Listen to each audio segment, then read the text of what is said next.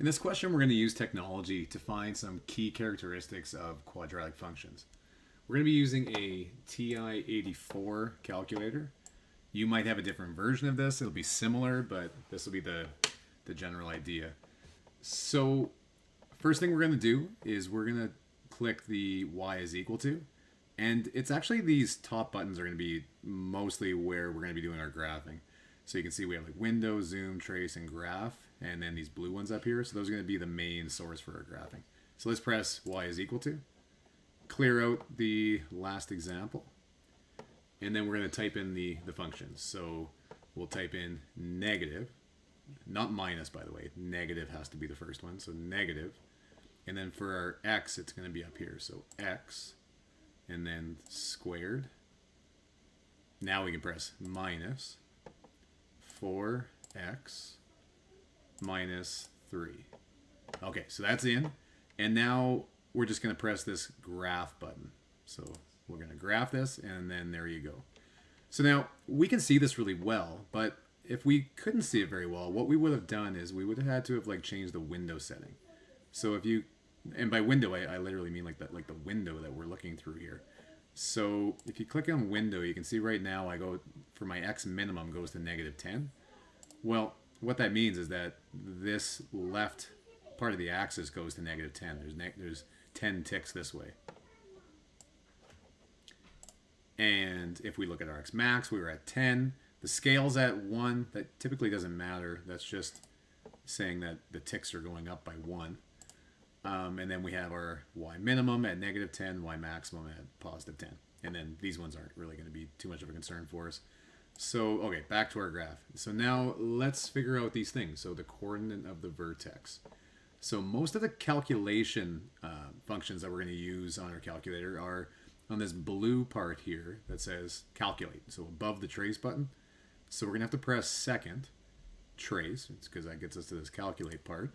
And then we get some tools here. So value, well that would be as if you plugged an x value in, you can get a y value out. 0, we're going to use that in a minute. That's actually going to be for the x-intercepts. And then, but down here we have a minimum and maximum. So that's the one we want for our vertex. Now, when you look at it, does that look like a maximum or a minimum? Well, that's a maximum, right? That's the very highest it's going to be. So I want to pick maximum. So you can either press 4 or click down to 4 and press enter. And now you see this, there's this little spider guy here, and we can move it. So you can move it from left to right. Now you can see this says left bound. So what that is saying is that it wants me to go to the left of where I think the vertex is. So that's about there, right? So now if I push enter, you can see I get this triangle with a dotted line going down. Now, if you have an older calculator, it might not have a dotted line. That's fine. You'll still see this little triangle probably. And then now it says right bound. So I'm going to click to the right of where I think the vertex is. And now it says take a guess. So I do have to press enter one more time. And now it says it has a maximum at -2.000001 and y is equal to 1. This is actually 2, and this is kind of like a little glitch. And it has to do, well, not glitch, but it has to do with the way that calculators do calculations. So this really is 2, so you would round, or -2, so you would round this to -2. So what we can write in here now is that our vertex is at -2, 1. So -2, 1. And you type it in just like that. If it says invalid notation, then don't push enter because it's looking for point form notation like this. Okay, so now coordinates of the y-intercept.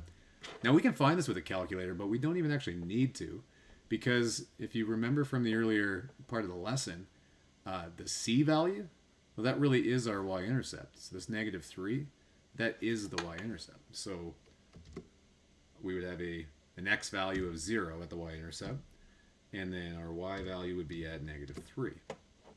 Let's check though. I'll show you how to use your calculator to find that as well. You can see that it's probably -3 as is, but what we could do here is we'll say, okay, second, calculate, and then we're going to use the value one. So I can press enter, and now here I can just put in any x value I like, and it's going to tell me what the y value is. So it says x is equal to, and for the y-intercept, the x value is 0 at right there. So I'm going to push enter, and it tells me, in fact, the y value is -3, like I expected. Okay, now coordinates of the x-intercepts.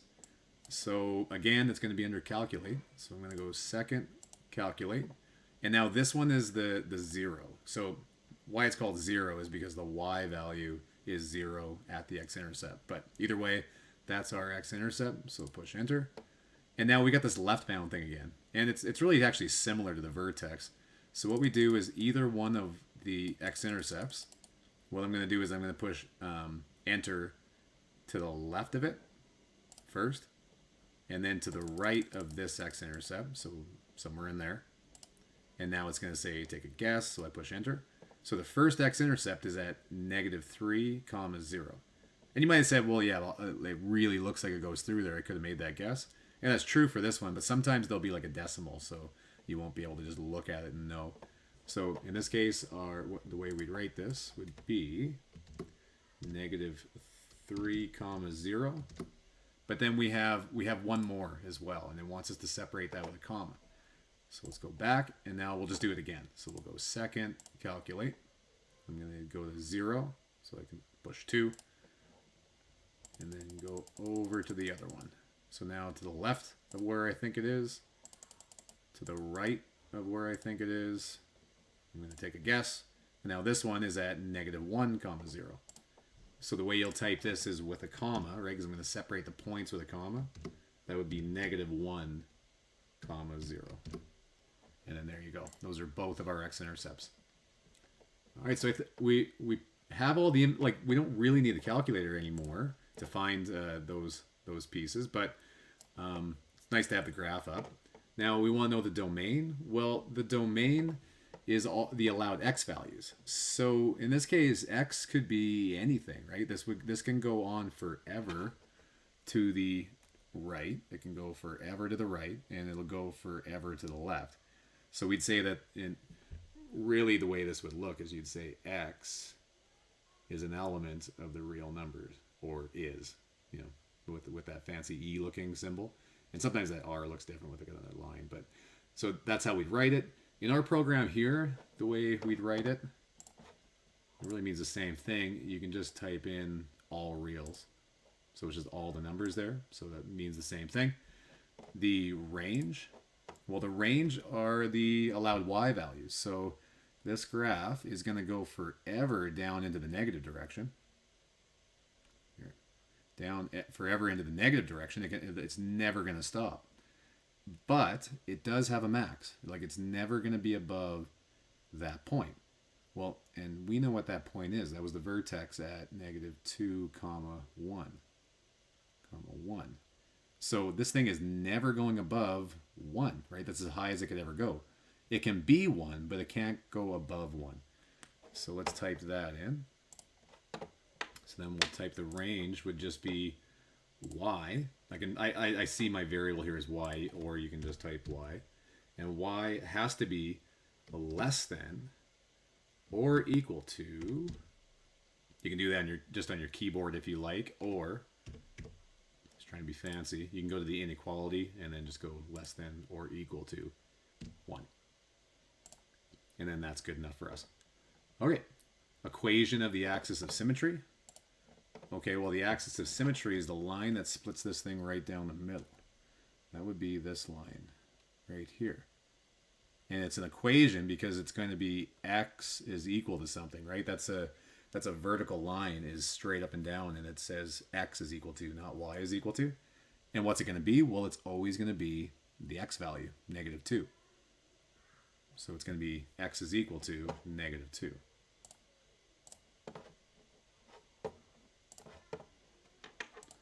All right, so we'll say x is equal to -2.